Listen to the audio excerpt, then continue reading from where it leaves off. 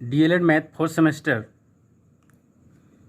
के chapter 8 last chapter भी है, चतुर्भुज तथा उनके प्रकार एवं कोण। हम ठाकुर प्रकाशन के लिए हैं। Quadrilaterals and there types and angles. इसमें हम लोग चतुर्भुज क्या होता है, उसके भाग कौन कौन से होते हैं, उनके कितने प्रकार हैं, तथा उन कोणों को तथा उनके कोणों के बारे में हम लोग देखेंगे। तो सबसे पहले हम लोग चतुर्भुज क्या होता है वो जान लेते हैं। तो देखिए, चार भुजा चतुर्भुज, चतुर मीन्स चार, चतुर मीन्स चार, भुज मीन्स भुजा, चार प्लस भुजा, यानी चार भुजाओं से घिरी हुई आकृति को चतुर्भुज कहा जाता है। इसको अच्छी तरह से समझने के लिए हम लोग एक फिगर देख लेते हैं, फिर उसके बाद उसी से हम लोग अच्छी तरह से इसको समझेंगे। ये फिगर हमने लिया है ए बी सी डी, चार भुजाओं वाला, चार भुजाओं से घिरी हुई आकृति है, तो इसको चतुर्भुज कहेंगे। अब इस चतुर्भुज में कितनी भुजाएं हैं?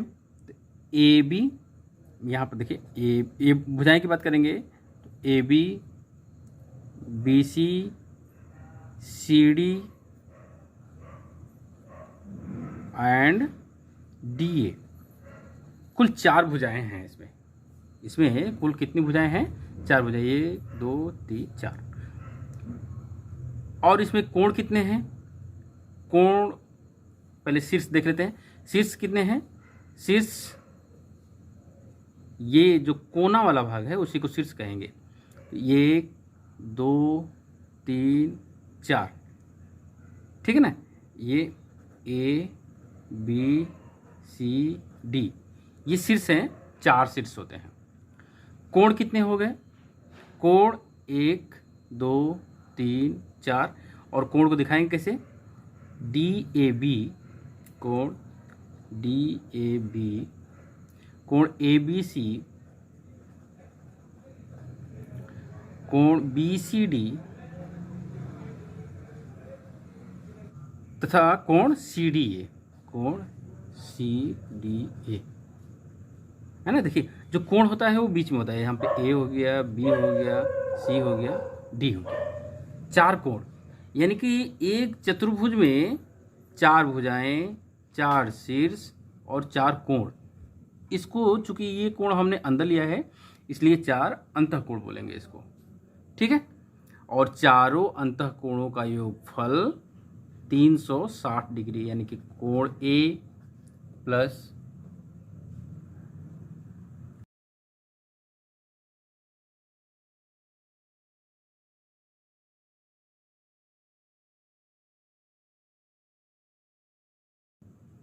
तीन सौ साठ अंश होता है।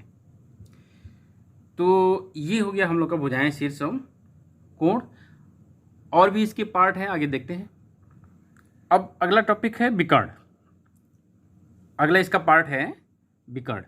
विकर्ण देखिए, शीर्षों अपोजिट वर्टेक्स, यानी कि सम्मुख शीर्षों को मिलाने वाली भुजा विकर्ण कहलाती है। जैसे बी को डी से मिलाए ये, और ए को सी से,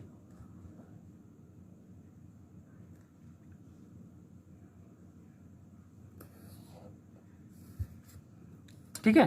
तो ए सी एंड बी डी, ए सी और बी डी, इसके दो विकर्ण होंगे। कितने विकर्ण होंगे? दो। आसन्न या संलग्न भुजाएं।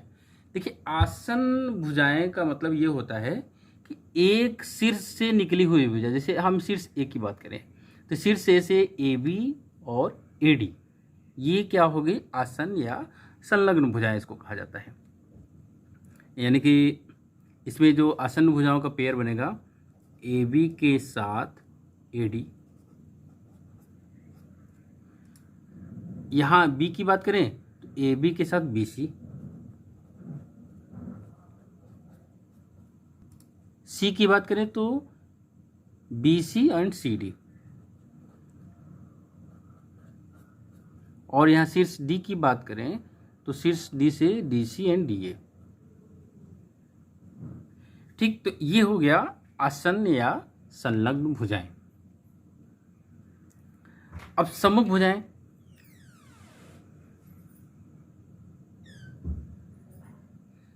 सम्मुख भुजाएं का मतलब आमने सामने भुजाएं, जैसे ए बी की सम्मुख भुजा D C and B C की सम्मुख भुजा डी ए। ए बी के साथ डी सी और बी सी के साथ डी ए,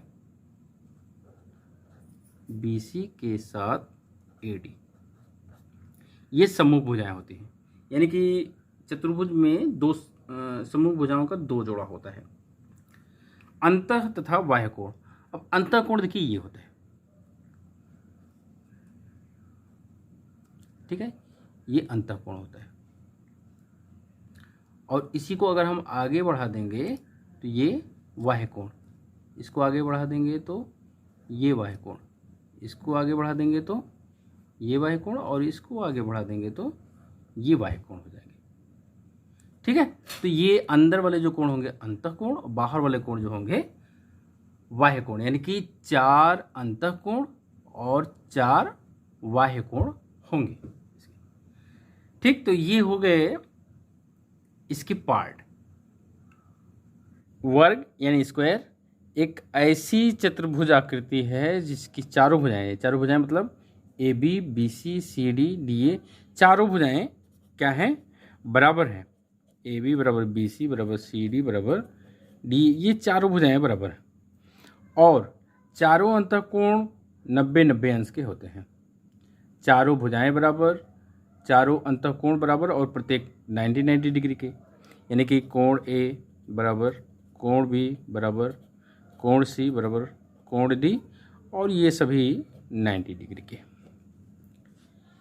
तो वर्ग में चारों भुजाएं बराबर होती हैं और प्रत्येक अंतःकोण 90-90 अंश के होते हैं। इसमें चतुर्भुज में चूंकि 2 विकर्ण होते हैं तो इसमें भी 2 विकर्ण होगा। और ये विकर्ण खींच देते हैं। विकर्ण ए सी एंड बी डी, विकर्ण क्या होगा, ए सी और बी डी, और ये क्या होगा, विकर्ण दोनों बराबर होंगे, आपस में बराबर होंगे। और एक चीज़ ये है कि ये एक दूसरे को जहाँ पर प्रतिच्छेद करते हैं ओ पर, वो 90 अंश का कोण बनता है। यानी कि विकर्ण एक दूसरे को 90 डिग्री पर काटते हैं, या एक कह सकते हैं जब 90 डिग्री बना रहे हैं इसका मतलब कि प्रत्येक विकर्ण, यह विकर्ण इस पर अभिलंबित है और यह विकर्ण इस पर अभिलंबित है, यानी कि A C perpendicular to B D या B D perpendicular to A C, एक ही बात है। वर्ग के विकर्ण एक दूसरे को समद्विभाजित भी करते हैं, ये एक दूसरे को आधा आधा काट देते हैं। यहाँ पर लिखेंगे वर्ग के विकर्ण एक दूसरे को समद्विभाजित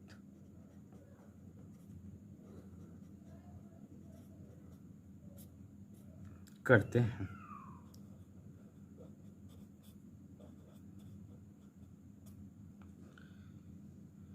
तो ये हो गया वर्ग में चारों भुजाएं बराबर, चारों कोण बराबर, विकर्ण बराबर, और विकर्ण एक दूसरे को 90 अंश पर काटते हैं और एक दूसरे को समद्विभाजित करते हैं। इतने हो गए इसमें। अगला देखते हैं आयत, रेक्टेंगल। आयत एक ऐसा चतुर्भुज होता है जिसकी आमने सामने की भुजाएं बराबर होती। इसके सामने की भुजा ये और इसके सामने की भुजा ये आपस में बराबर होंगी। यानी कि हम ये कह सकते हैं कि ए बी बराबर सी डी तथा बी सी बराबर ए डी, बी सी बराबर, आमने सामने की भुजाएं बराबर होती हैं और आमने सामने की भुजाएं एक दूसरे के समांतर भी होती हैं। या ये हम कह सकते हैं A B parallel to C D और B C parallel to D A, B C parallel to D A. इसमें भी चारों कोण 90 अंश के होते हैं। वर्ग की तरह इसमें भी चारों कोण, कोण ए बराबर कोण बी बराबर कोण सी बराबर कोण डी, और ये प्रत्येक जो है 90-90 अंश के होते हैं। इसमें दो विकर्ण, इसमें के दो विकर्ण, ये विकर्ण भी आपस में बराबर होते हैं।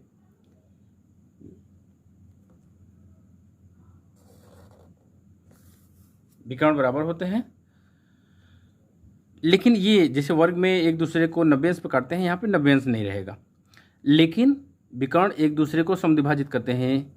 यह विकर्ण इसको, इस वाले को आधा आधा पर काट देगा, या यह विकर्ण इस वाले को आधा आधा काट देगा। यानी कि यह कहेंगे प्रत्येक विकर्ण या विकर्ण एक दूसरे को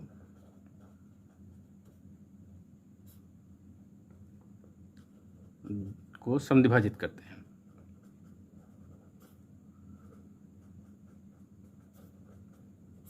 समद्विभाजित करते हैं।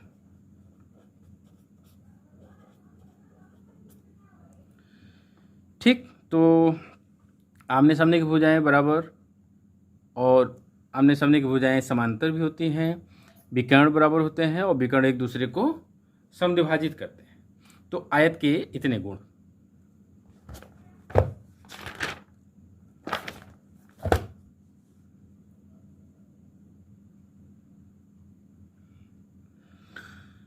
अगला है समचतुर्भुज, रोम्बस।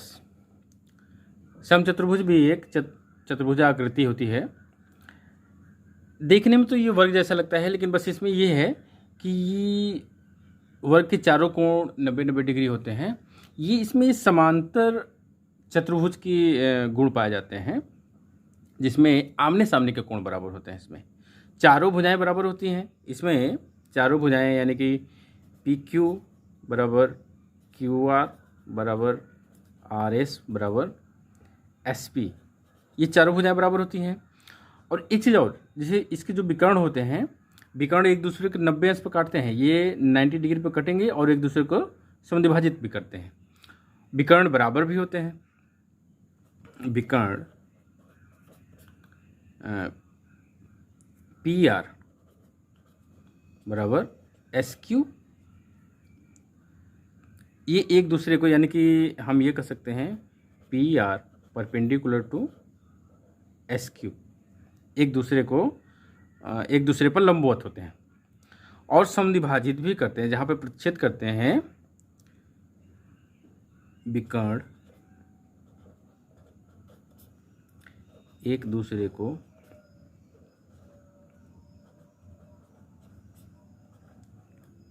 समद्विभाजित करते हैं।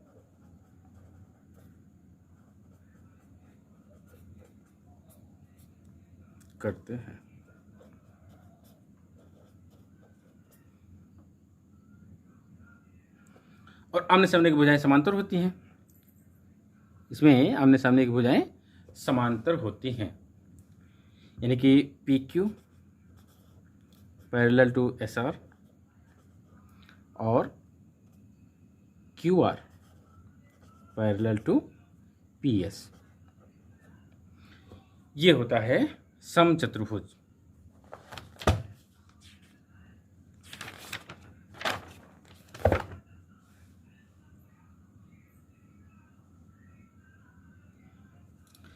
आइए अब देखते हैं समांतर चतुर्भुज, पैरेललोग्राम। इसमें आयत जैसी आकृति होती है, लेकिन उसमें क्या होता है, आयत में चारों कोण 90-90 डिग्री होते हैं। इसमें क्या है कि आमने सामने की भुजाएं बराबर तो होती हैं, ये इसके बराबर और ये इसके बराबर, लेकिन कोण जो है, कोण चारों कोण बराबर नहीं होंगे, बल्कि आमने सामने का, ये कोण इसके बराबर होगा और ये कोण इस कोण के बराबर होगा। आमने सामने के कोण इसमें बराबर होते हैं। क्या क्या हुआ इसमें, ए बी, पहले तो ये आमने सामने की भुजाएं समांतर भी होती हैं, A B parallel to D C और B C parallel to A D, तथा ए बी बराबर डी सी सी डी और बी सी बराबर ए डी। भुजाएं, आमने सामने की भुजाएं बराबर और आमने सामने की भुजाएं समांतर दोनों होती हैं, और आमने सामने के कोण बराबर होते हैं। आमने सामने के कोण मतलब कि कोण ए बराबर कोण सी, कोण ए बराबर कोण सी, और कोण बी बराबर कोण डी। ये कंडीशन होता है इसमें। अब इसके विकर्ण, इसमें भी दो विकर्ण होंगे, चतुर्भुज है तो दो विकर्ण होंगे। इसमें देखिए विकर्ण बराबर नहीं होंगे, इधर का विकर्ण छोटा होगा और ये विकर्ण बड़ा होगा। लेकिन एक चीज़ होगा कि विकर्ण एक दूसरे को समद्विभाजित करते हैं। बड़ा वाला विकर्ण छोटे वाले को आधे आधे पर बांट देगा, या छोटा वाला विकर्ण बड़े वाले को आधे आधे पर बांट देगा। ये कह सकते हैं विकर्ण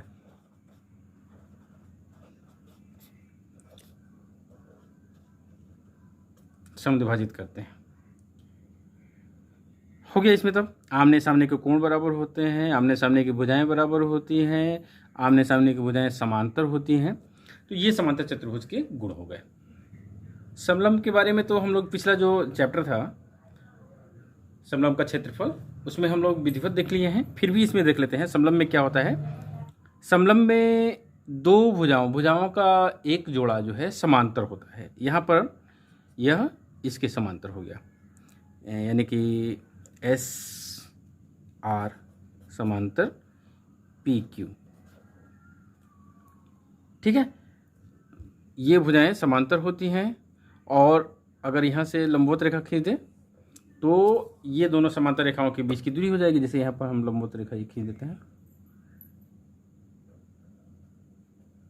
क्योंकि समांतर रेखाओं के बीच की हर जगह की दूरी समान होती है।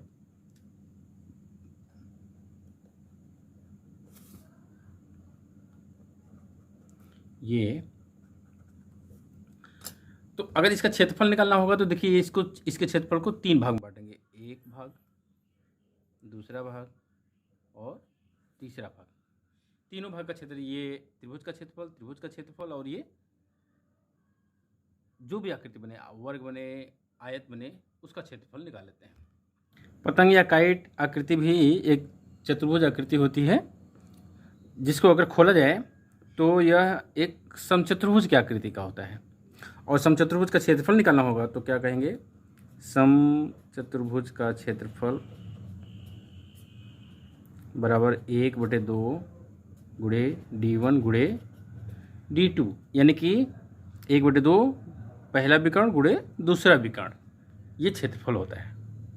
अगला टॉपिक है, किसी भी चतुर्भुज के अंतःकोणों का योग 360 डिग्री या 4 समकोण होता है, इसको सिद्ध करके दिखाना है। तो ये हमने एक चतुर्भुज ABCD ले लिया, इसके चारों अंतःकोण यानी कि इसका कोण ए, कोण बी, कोण सी और कोण डी, इन चारों कोणों का योगफल 360 डिग्री है, ये सिद्ध करके दिखाना है।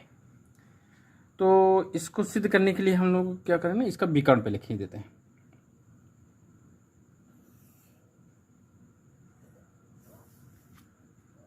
ठीक है, मान लिया O पे मिलता है। अब ये कोण मान लेते हैं 1 है, ये मान लेते हैं 2 है, इसको मान लेते हैं 3 और इसको मान लेते हैं 4। अब इसको हम दो त्रिभुजों में बांटना चाह रहे हैं।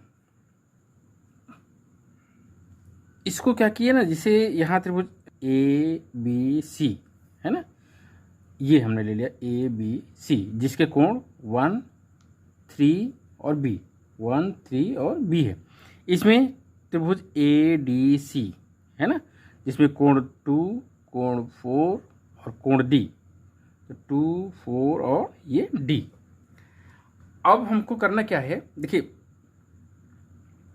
अगर इस त्रिभुज के तीनों अंतःकोणों का योगफल और इस त्रिभुज के तीनों अंतःकोणों का योगफल निकालें तो दोनों का 180 डिग्री होगा। तो देखते हैं इसको, त्रिभुज ABC में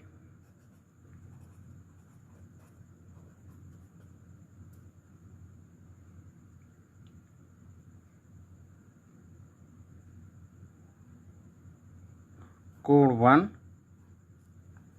प्लस कोण 3 प्लस कोण बी बराबर 180 degree.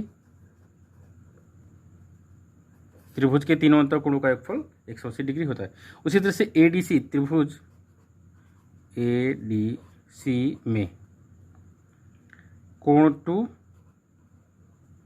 Plus angle 4 plus angle D बराबर 180 डिग्री। दोनों समीकरण को जोड़ दें 1 प्लस 2 से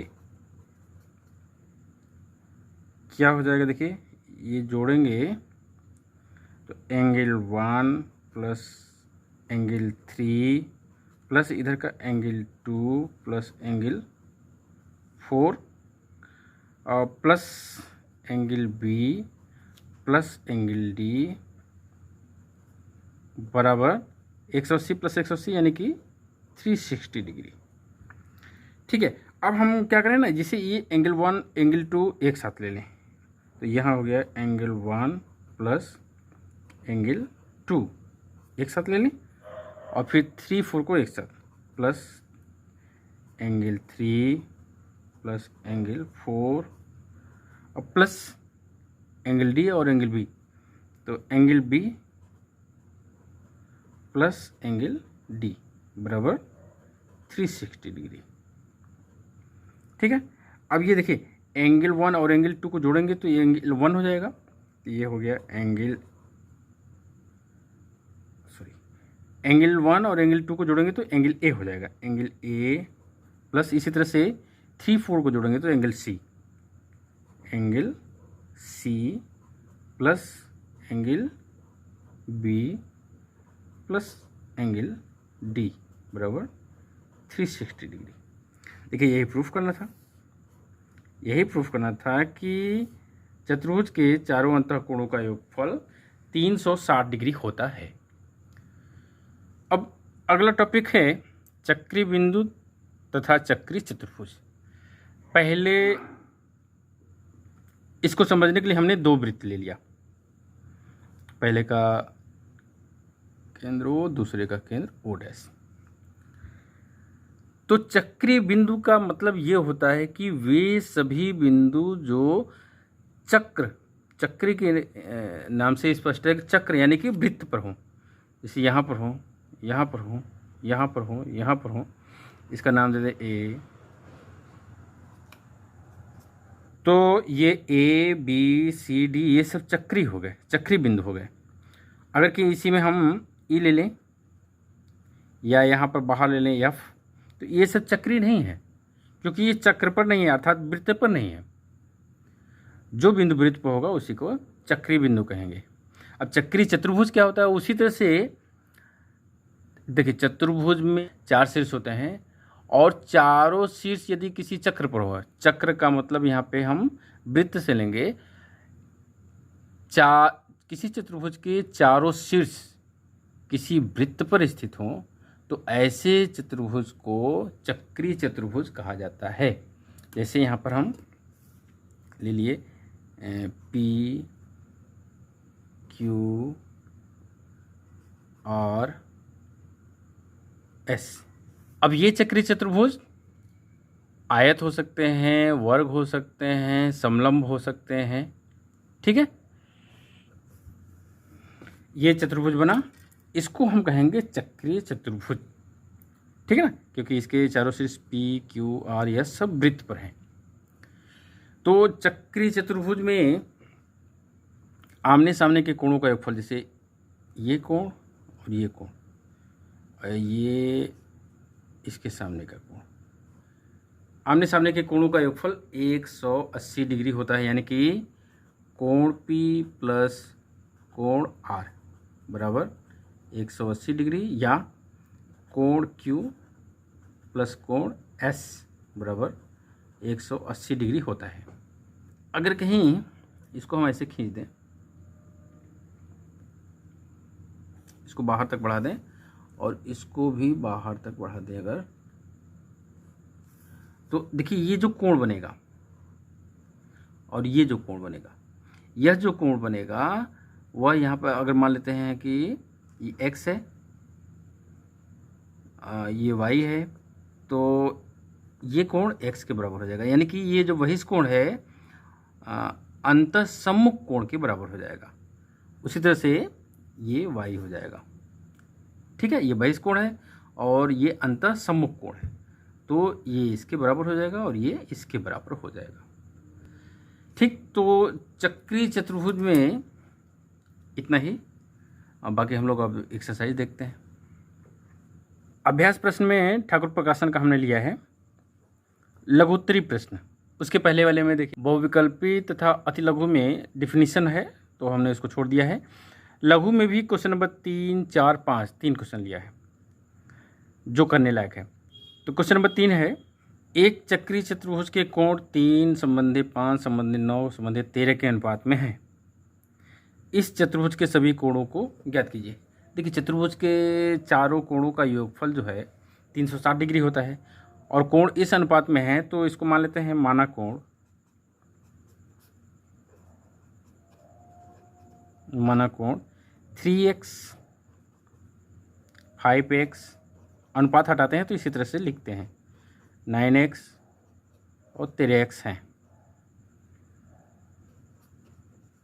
अब इन चारों कोणों को जोड़ देंगे तो 360 के बराबर हो जाएगा। तो यहाँ हो जाएगा 3x plus 5x plus 9x plus 13x equal 360 degree. अब जोड़ दें 3 5 8 9 17 17 13 30, 30x इक्वल 360 डिग्री। तो x इक्वल टू हो जाएगा 360 डिवाइडेड बाई 30 मीन्स आ जाएगा 12। x की वैल्यू जो है 12 हो गई। तो कोण क्या क्या है, 3x है, तो कोण बराबर हो जाएगा 3x मीन्स 3 गुणे 12। एक तो एंगल हो जाएगा 36 डिग्री। ठीक है, दूसरा है 5x, 5 into 12 means 60 degree. 9x, 9 into 12 means 108 degree. And last है 13x, 13 इंटू 12 मल्टीप्लाई कर दें, 13 दूना 26, 13 कम 13 दो 15, 156 डिग्री। और ये चेक करने के लिए देखिए इन सब का योगफल 360 होना चाहिए, तभी हम मानेंगे कि सभी एंगल के मान जो है वो सही है। तो जोड़ करके देख लीजिए, ये दिखाना नहीं होता है, हम चेक करते हैं कि 360 है कि नहीं। तो 8 से 14 26, 5 से 11 5 16 और ये 3। ठीक, तो 360 आ गया। ठीक है, तो इसका मतलब कि ये एंगल सब सही है और ये क्या हो जाएगा, आंसर हो जाएगा। क्वेश्चन नंबर 4 का सॉल्यूशन आइए देखते हैं। दिए गए चित्र में ABCD एक चक्रीय चतुर्भुज है। ABCD एक चक्रीय चतुर्भुज है। यदि एंगल DBC मीन्स ये एंगल 70 डिग्री तथा एंगल CAB मीन्स ये एंगल 50 डिग्री है, तो x का मान ज्ञात कीजिए। x यहाँ पर है पूरा। इसमें अगर देखा जाए, ये इस भुजा को अगर हम ले लेते हैं तो इस भुजा के एक और ये कोण 50 डिग्री वाला और ये कोण ये बन रहा है।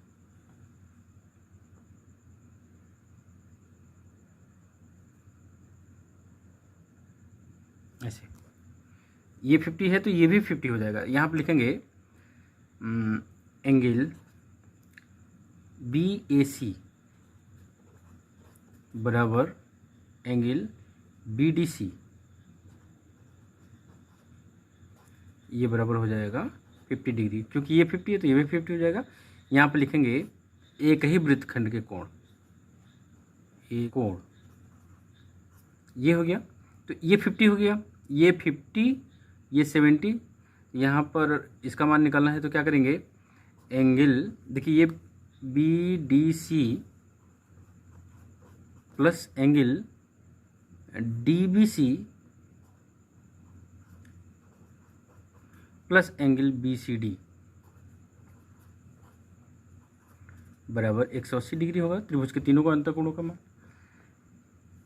ये BDC अभी निकाले हैं हम लोग 50 डिग्री, ये DBC 70 दिया हुआ है इसमें, और प्लस इसका मान x है, और इधर हो गया 180 डिग्री।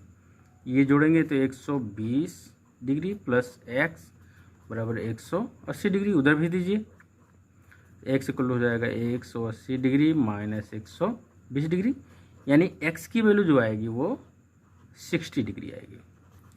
ठीक है, तो ये आंसर हो जाएगा। क्वेश्चन नंबर 5 और इस एक्सरसाइज का लास्ट क्वेश्चन। पार्श्व चित्र में ABCD एक चक्रीय चतुर्भुज, ABCD एक चक्रीय चतुर्भुज है। यदि एंगल A 92 डिग्री है, यहाँ पर देखिए मिस्टेक है, एंगल A 120 डिग्री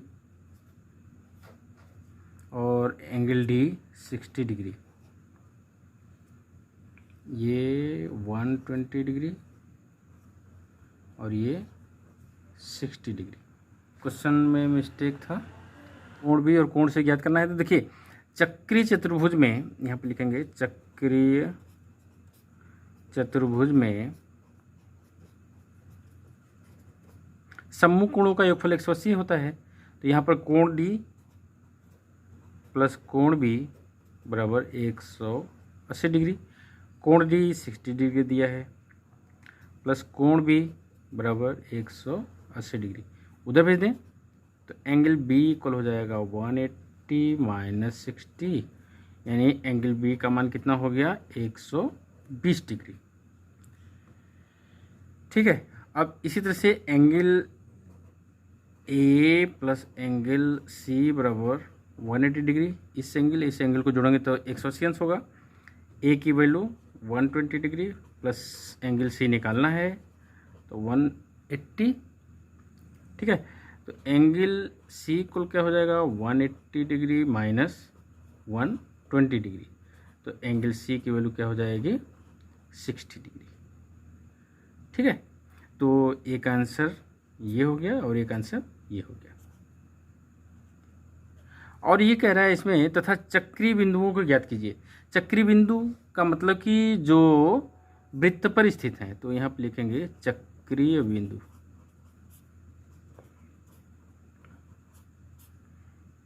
चक्रीय बिंदु में क्या क्या होगा देखिए, A है, इधर से A P B Q, A P B सब वृत्त पर है, Q C, उसके बाद R, C के बाद R के बाद D के बाद S। इतना कितने पॉइंट हो गए 1 2 3 4 5 6 7 8, 1 2 3 4 5 6 7 8, ये सभी वृत्त पर स्थित है, इसीलिए इसको चक्रीय बिंदु कहेंगे। तो ये कंप्लीट हो गया।